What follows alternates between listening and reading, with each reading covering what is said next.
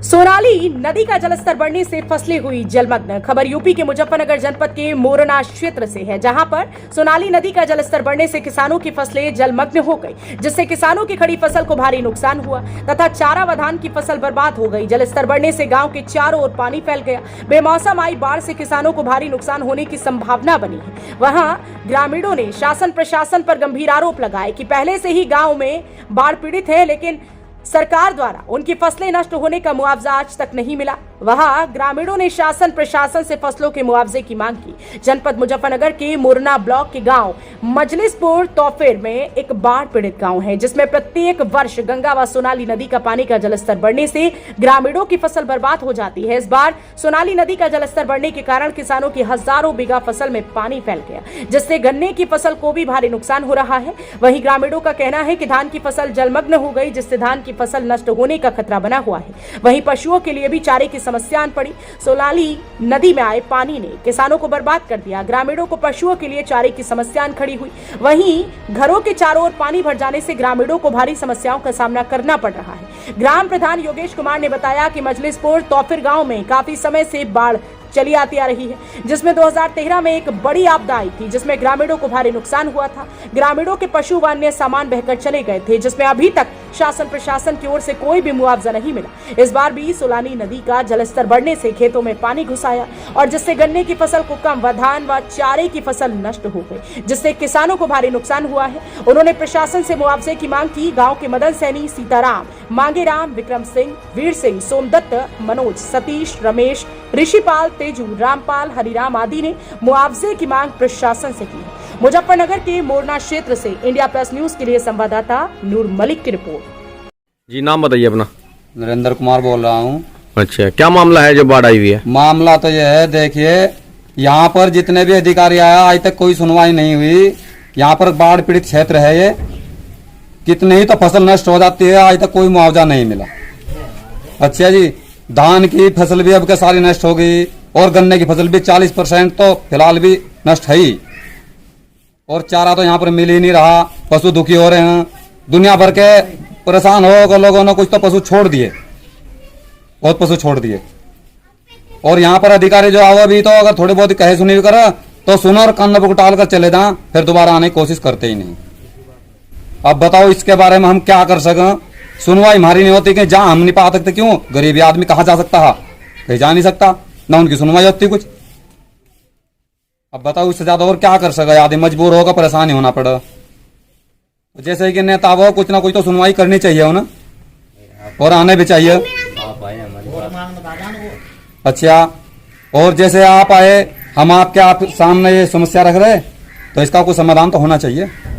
तो यहाँ पर हर बार बाढ़ आती है हर साल, लेकिन कोई मुआवजा वगैरह मिला आज तक आपको? आज तक कोई मुआवजा ऐसा नहीं मिला।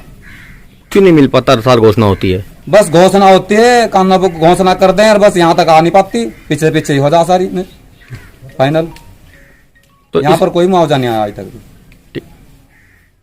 जी, नाम बताइए अपना। मदनपाल सैनी जी। क्या मामला है यहाँ पे?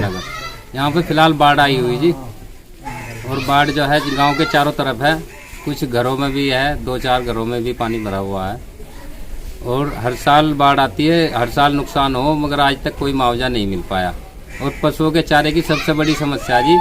और एक और सरकार से मैं तो एक ही चीज़ की वो कर रहा हूँ कि जो है बीमारी आई हुई है पशुओं में, उनके लिए कुछ मैं भी अपनी तरफ से भी दवाइयाँ करके यूज करवा रहा हूँ, मगर जो सरकार जो उस तरफ ध्यान नहीं दे रही। सरकार से निवेदन है कि इस चीज़ पे जरूर ध्यान दें कि पशुओं की बीमारी पे विशेष ध्यान दें। अच्छा, जैसे बाढ़ आई है, किस किस चीज़ का नुकसान हुआ? नुकसान तो 100%, धान की फसल में तो 100% है जी, चारे का नुकसान 100% है, और गन्ने का 30-40% नुकसान है गन्ने में। अच्छा, बाढ़ ग्रस्त क्षेत्र है, कोई हर साल बाढ़ आती है, लेकिन कोई आज तक मुआवजा वगैरह मिला हो? नहीं, आज तक कोई मुआवजा नहीं मिला, कभी भी किसी किसान को कोई मुआवजा नहीं मिला। सरकार मुआवजे की घोषणा कर देती है, लेकिन उसके बाद मुआवजा नहीं मिलता। मुआवजा नहीं मिल पाता। क्यों नहीं मिल पा रहा? ये तो सरकार का मामला है जी, क्या करें, सरकार क्या करती क्या नहीं करती। कोई अधिकारी वगैरह, नेता वगैरह, कोई ऐसी चीज? हमें सब कहते हैं, आश्वासन देते हैं कि भाई चलो प्रयास करेंगे, मगर प्रयास विफल ही रहे, सफल नहीं हो पाया आज तक कोई।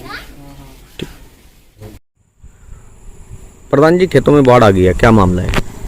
बाढ़ 4 दिन हो चुके आज, जो गांव के चारों तरफ पानी है और जो धान की फसल थी उसमें भी काफ़ी नुकसान है।